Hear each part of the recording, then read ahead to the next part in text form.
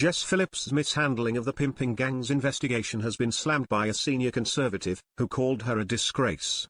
Esther McVey asked whether Sir Keir Starmer was afraid of sacking Ms. Phillips and pushing her backbench, saying the safety secretary was a disgrace who had discredited herself. "She's always boasting that she's a fighter for women, for women's rights. I think she's a disgrace. She hasn't done anything in power.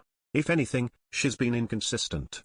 Her seat is very vulnerable to the Muslim vote, and it seems like she's looking out for herself," she told the Daily Expresso podcast.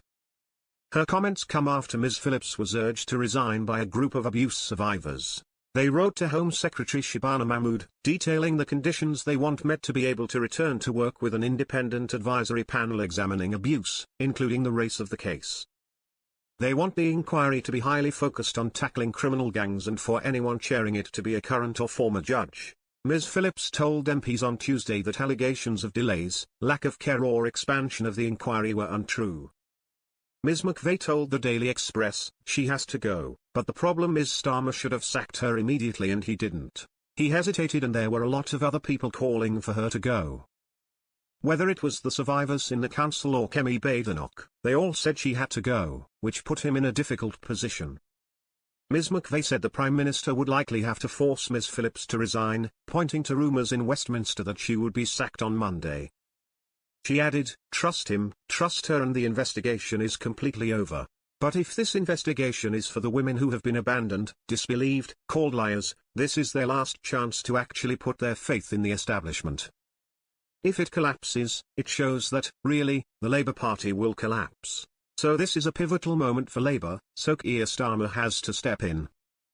The former Conservative minister accused Sir Keir of being hesitant and reluctant to conduct an inquiry from the start because he feared alienating Muslim voters. Ms. McVey, echoing calls from some survivors, said the scope of the inquiry should be focused on Pakistani gangs and not expanded. Ministers, however, have backed Ms. Phillips, with a spokesman for the Home Secretary saying she had her full support. Health Secretary Wes Streeting praised her work supporting victims and survivors of violence.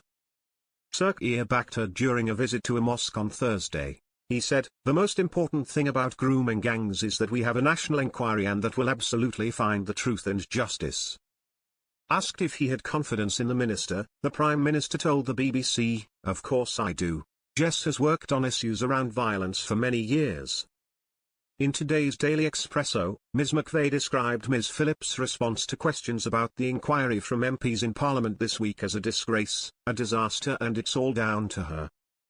Asked why the Conservatives did not set up an inquiry when she was in power, Ms. McVey pointed to a task force set up under former Chancellor Rishi Sunak, which she said saw hundreds of people arrested and jailed. However, she admitted more should have been done. In the House of Commons on Wednesday, Sir Keir insisted the inquiry has not and will never be watered down and its scope will not change. He said the inquiry would consider the ethnicity and religion of those who committed the crimes and would find the right person to chair it.